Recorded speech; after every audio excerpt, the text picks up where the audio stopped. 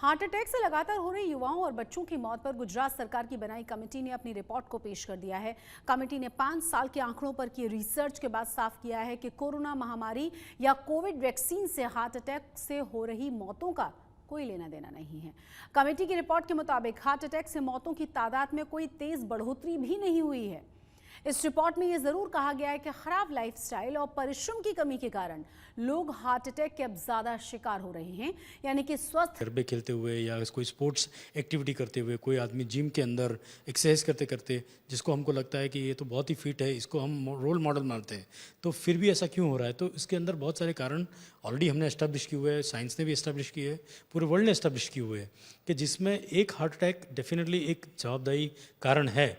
सिर्फ 52% लोगों में ही हार्ट अटैक इसका जवाबदारी कारण हो सकता है। रिसर्च में जो एक और प्रमुख जानकारी सामने आई है, उसके मुताबिक हार्ट अटैक के बढ़ते केसों के पीछे कोविड वैक्सीन नहीं है। कोविड से डायरेक्टली कोई भी लिंक हार्ट के मसल्स या हार्ट की नली में पाई गई नहीं है, यानी कि जो भी कोविड डेथ थी वो सिर्फ एक्यूट फेज में ही हार्ट रिलेटेड डेथ पाई गई है। लॉन्ग टर्म में या लॉन्ग कोविड सिंड्रोम में डायरेक्टली हार्ट पे अटैक करके हार्ट अटैक लाना और हार्ट की वजह से डेथ होना बिल्कुल हमारे भी संशोधन में नहीं आया, और वही संशोधन मेरे ख्याल से पूरी दुनिया ने भी यही प्रूव किया हुआ है। सवाल ये भी था कि आखिर इस साल नवरात्रि है। ये मत सोचिए कि यंग मरीज में ये बीमारी बिल्कुल नहीं होती है। अगर यंग में कोई सिम्टम्स आया है तो उसको मेहरबानी करके आप उसको इग्नोर मत कीजिएगा, उसको आप सीरियसली लीजिए, उसको स्क्रीनिंग कराइए, उसको इवेल्यूएट कराइए कि क्या ये मेरा जो पेन है, या मैं थक रहा हूँ, या मुझे शॉर्टनेस ऑफ ब्रेथ हो रही है, या मुझे चक्कर आ रहे हैं, या मैं बेहोश हुआ था, तो ये सब हो सकता है कि हार्ट की वजह से कहीं ना कहीं रिफ्लेक्ट होते हो। तो उसको आप तुरंत कंसल्ट करके उसको स्क्रीन करा के आप भयमुक्त हो जाइए, पहली बात। दूसरी बात है कि जैसे मैंने बताया कि ये जितनी भी बीमारी है हार्ट के रिलेटेड है, वो लाइफस्टाइल कहीं ना कहीं मॉडिफिकेशन करके अपनी जीवन शैली को बदल के, चाहे वो अपने खान पान के रूप में हो, एक्सरसाइज के रूप में हो, डायबिटीज़ के रूप में हो, हाइपरटेंशन के रूप में हो, स्ट्रेस लेवल के रूप में हो, या तो फिर स्मोकिंग और टोबैको च्यूइंग के रूप में हो, उसको कहीं ना कहीं कंट्रोल करके इस बीमारी का भी इलाज कर सकते हैं। साफ है कि एक आम इंसान को डरने की कोई वजह नहीं है। जरूरत है हार्ट अटैक के लक्षणों को पहचानने की और सही सलाह लेकर सुरक्षित रहने की। दिल की बीमारियों से बचने के लिए अच्छी जीवन शैली, खान पान, कसरत और चिंता मुक्त जीवन ही एकमात्र विकल्प है। अहमदाबाद से अतुल तिवारी के साथ आज तक ब्यूरो। आम आदमी पार्टी के नेता चेता वसावा के नाम जारी गिरफ्तारी वारंट पर गुजरात की राजनीति गरमाई हुई है।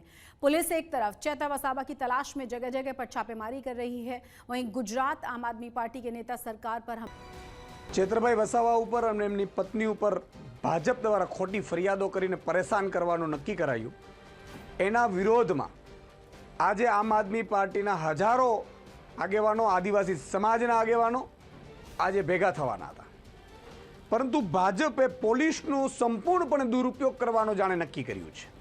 पोलीसने ठेर ठेर गोठवी दीधी, एटले जेथी करीने अधिकारीओने कही दीधुं के मंजूरी नहीं आपवामां आवे, रेलीनी रजूआत करवानी मंजूरी न आपवामां आवे, भेगा एकठा थवानी मंजूरी न आपवामां आवे, जरूर पड़े तो 144 लागू करी देवामां आवे। એટલે તમે કરવા શું માંગો છો? લોકશાહીમાં ધરણા, પ્રદર્શન, વિરોધ આ અધિકાર છે। અંગ્રેજોના સમયમાં પણ અધિકાર મળતો હતો, અને આ બધાનો પોલીસનો ઉપયોગ તમે શું કરો છો? गुजरात में आम आदमी पार्टी के विधायक भी चेतर वसावा के सपोर्ट में लामबंद हो गए हैं। बोटाद में आप विधायक उमेश मकवाना ने मुख्यमंत्री को खत लिखकर पुलिस की कार्रवाई पर सवाल खड़े किए हैं। मैंने माननीय मुख्यमंत्री भूपेंद्र भाई पटेल को एक चिट्ठी लिख के मांग की है, जब तक उसकी सीआईडी क्राइम द्वारा तपास पूर्ण न हो, उलट तपास न हो, तभी तक ये धाराशिव की धरपकड़ नहीं होनी चाहिए।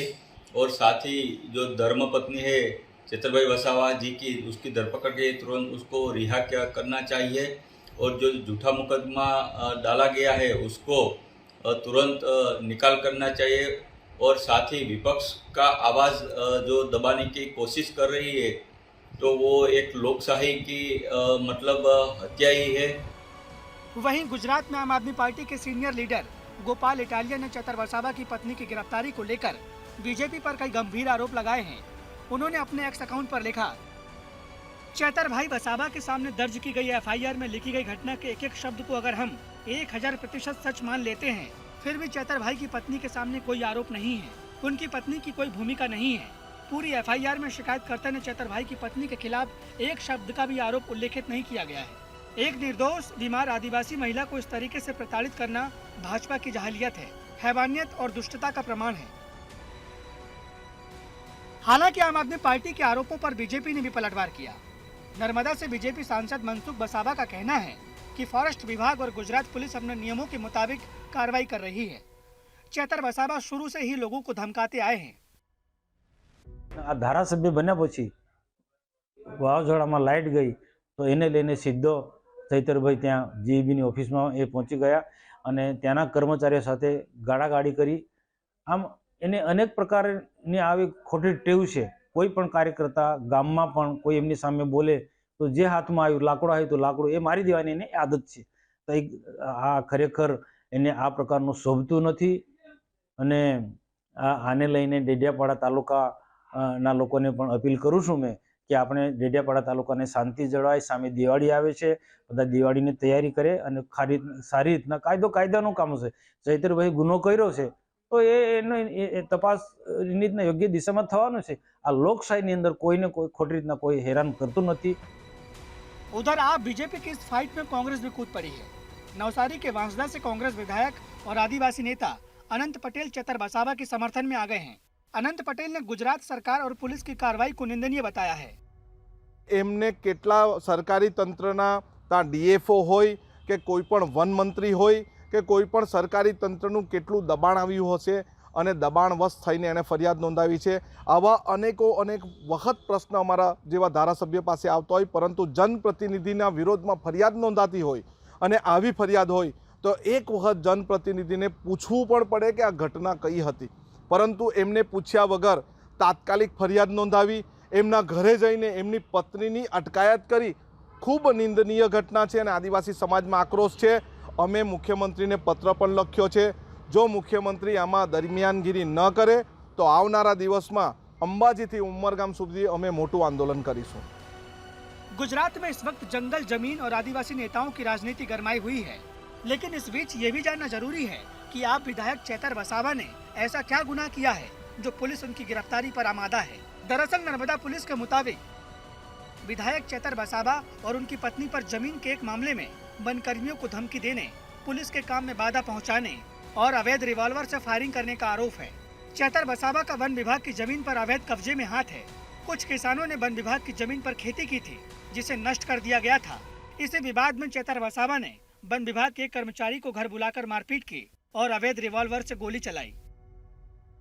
नर्मदा जिला के डेडियापाड़ा पुलिस स्टेशन में 29 तारीख को फॉरेस्ट के कुछ कर्मचारियों की तरफ से फॉरेस्ट का जो एरिया है उसके अंदर जो खेडूतों के द्वारा दबान के साथ में खेत में खेती की गई थी उसको निकाला गया था। उसके बाद में उसके बारे में बात करने के लिए जो डेडियापाड़ा विधानसभा के सीट के जो धारासभ्य है चैतरभाई वसावा, उन्होंने उन फॉरेस्ट के कर्मचारियों को अपने घर बुलाया था। 30 तारीख शाम को 8 बजे वो उनके घर जब चले गए तो उस वक्त फॉरेस्ट के कर्मचारियों के साथ उन्होंने बोलाचाली की, उनके साथ मारपीट की, उनको धमकाया और धमकाने के साथ में उन खेडूतों को पैसा देने के लिए बोला। अगर पैसा नहीं देंगे तो उनको जान से मारने की धमकी भी दी। इसके साथ में एक वेपन के साथ में 1 राउंड हवा में फायर भी किया। अभी तक इस फरियाद में 3 आरोपियों को पकड़ा गया है, जिनमें धारासभ्य श्री जो है उनके पीए है, उनकी पत्नी है और एक और खेडूत है। आगे की कार्रवाई चल रही है और जैसे जैसे आगे प्रोसेस होगी हम आपको बताएं। लेकिन हैरानी की बात तो यह है कि पूरी ताकत लगा देने के बावजूद गुजरात पुलिस अब तक चैतर वसावा को गिरफ्तार नहीं कर पाई है। और पुलिस की बौखलाहट का अंदाजा आप इसी बात से भी लगा सकते हैं कि चैतर वसावा के समर्थन में नर्मदा जा रहे युवा नेता युवराज सिंह जाडेजा को पुलिस ने बिना किसी वजह से अरेस्ट कर लिया। उधर चैतर वसावा की दूसरी पत्नी वर्षा ने नर्मदा पुलिस को आड़े हाथों लिया। उन्होंने कहा कि चैतर वसावा को फंसाने के लिए झूठा षड्यंत्र रचा गया है। આ જે ફરિયાદ થઈ છે તો ખોટી રીતે જ એમને ફસાવા માટે આ ખોટો કેસ કરવામાં આવેલો છે. જે સામે લોકસભાની ચૂંટણી આવી રહેલી છે એને ટાર્ગેટ કરીને આ લોકોએ ખોટો કેસ કરીને જે એમના સામે નથી ફરિયાદ થઈ એ પણ ફરિયાદ સામે લાવી અને એ લોકો મોટો કેસ કરતા જાય છે. એટલે આ લોકસભાની ચૂંટણીને એમણે ટાર્ગેટ કર્યું છે અને આ ચૂંટણી ના લડે એ બધા એમના ષડયંત્ર ઊભું કર્યું છે. आदिवासी नेता की गिरफ्तारी के वारंट के बाद गुजरात का आदिवासी समाज भी एक्टिव हो गया है. डांग जिला आदिवासी संघर्ष समिति ने मुख्यमंत्री के नाम एक ज्ञापन सौंपा है, जिसमें उन्होंने आरोप लगाया है कि वन विभाग ने किसी साजिश या दबाव के तहत चैतर वसावा के खिलाफ शिकायत दर्ज करवाई है. समिति डांग जिला वती આપણે જે ડેડિયાપાડાના ધારાસભ્યશ્રી અને આદિવાસી નેતા ચેતરભાઈ વસાવાને જે ખોટો કેસ કરીને ફસાવવાનો પ્રયત્ન કરવામાં આવેલો છે. આદિવાસી વિસ્તારમાં સરકાર અનેક નવા પ્રોજેક્ટો લાવી રહી છે. તો અનુસૂચિત 5 હેઠળનો વિસ્તાર છે તો એના સ્થાનિક લોકોને વિગત ગ્રામ સભાની સંમતિ मिल શકે. आदिवासी नेता और आम आदमी पार्टी के विधायक चेतर वसावा की गिरफ्तारी के वारंट ने गुजरात से लेकर दिल्ली तक हड़कंप मचा दिया है. तो सोचने वाली बात यह भी है कि उनकी गिरफ्तारी के बाद ये हंगामा और कितना बढ़ेगा. नर्मदा से नरेंद्र पेपरवाला और नवसारी से रौनक जानी के साथ आज तक ब्यूरो. गुजरात के कच्छ में राष्ट्रीय स्वयंसेवक संघ की वार्षिक अखिल भारतीय कार्यकारी मंडल की 3 दिवसीय बैठक चल रही है और ये बैठक 5 नवंबर से शुरू हुई है. कच्छ में पहली बार आरएसएस की इतनी बड़ी बैठक हो रही है और इस बैठक में आरएसएस प्रमुख मोहन भागवत के अलावा 45 प्रांतों के संघ चालक, कार्यकर्ता और प्रचारक शामिल हुए हैं. 3 दिन चलने वाली इस बैठक में देश भर से आए 381 कार्यकर्ता भी पहुंचे हैं. आरएसएस हर साल देश के अलग अलग शहरों में संगठन की कार्यकारी मंडल की बैठकें आयोजित करता है. बैठक में अयोध्या में राम मंदिर के कार्यक्रमों पर चर्चा होगी. राम मंदिर के प्राण प्रतिष्ठा महोत्सव के अलावा सामाजिक समरसता, स्वदेशी अभियान, प्लास्टिक, जल, पर्यावरण जैसे विषयों पर भी चर्चा की जाएगी. गुजरातियों पर आपत्तिजनक बयान देने के चलते आपराधिक मानहानि के मुकदमे का सामना कर रहे तेजस्वी यादव की याचिका पर सुप्रीम कोर्ट ने नोटिस जारी कर दिया है. सुप्रीम कोर्ट ने निचली अदालत के आदेश पर रोक लगाते हुए तेजस्वी को फिलहाल राहत दी है. यानी अब बिहार के डेप्यूटी सीएम तेजस्वी को निचली अदालत में नहीं पेश होना होगा. तेजस्वी यादव ने अहमदाबाद कोर्ट में चल रहे ट्रायल को ट्रांसफर करने की मांग की है. अहमदाबाद की स्थानीय अदालत ने तेजस्वी यादव को पेशी के लिए समन भी जारी कर दिया है. तेजस्वी का कहना यह है कि अपने संवैधानिक दायित्वों के चलते उनके लिए अहमदाबाद कोर्ट में सुनवाई में शामिल होना संभव नहीं है. और अब बात करते हैं प्रधानमंत्री नरेंद्र मोदी के उस वादे की जो उन्होंने एक 10 साल की बेटी से किया था. पीएम मोदी ने छत्तीसगढ़ के कांकेर में एक रैली के दौरान 10 साल की एक बेटी को न सिर्फ आशीर्वाद दिया था बल्कि उसे चिट्ठी लिखने का भी वादा किया था. ठीक 2 दिन के बाद पीएम मोदी ने आकांक्षा नाम की उस लड़की को चिट्ठी लिखी और एक बार फिर आशीर्वाद दिया. देखिए यह खास रिपोर्ट.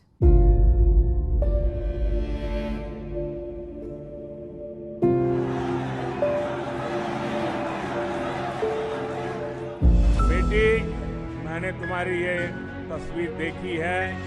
तुम इतना बढ़िया काम करके लाई हो. मैं तुम्हें आशीर्वाद देता हूँ, लेकिन बेटी थक जाओगी. तुम कब से खड़ी हो. ये पुलिस के जवानों से मैं कहता हूँ वो तस्वीर बेटी देना चाहती हो तो ले लीजिए और मुझे जरूर पहुंच जाएगी. और तुम्हारा पता उसमें लिख देना, मैं जरूर तुझे चिट्ठी लिखूंगा.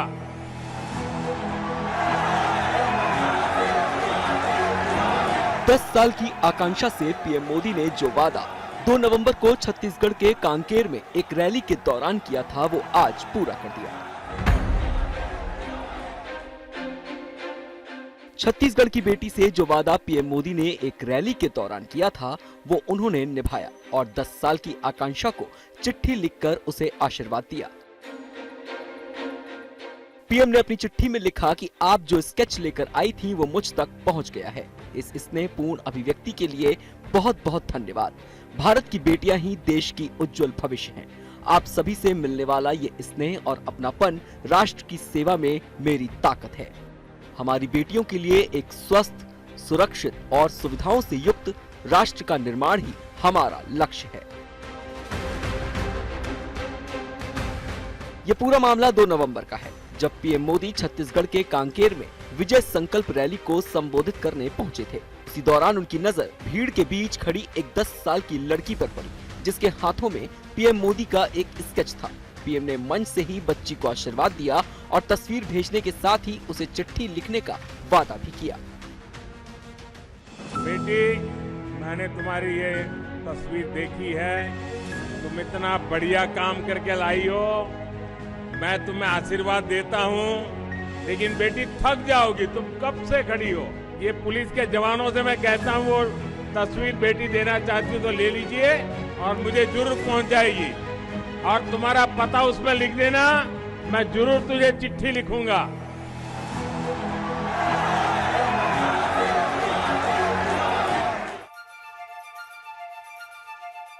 पीएम से बातचीत के बाद और तस्वीर भेंट करने के बाद आकांक्षा ने भी संतोष जताया था और पीएम मोदी को धन्यवाद दिया था।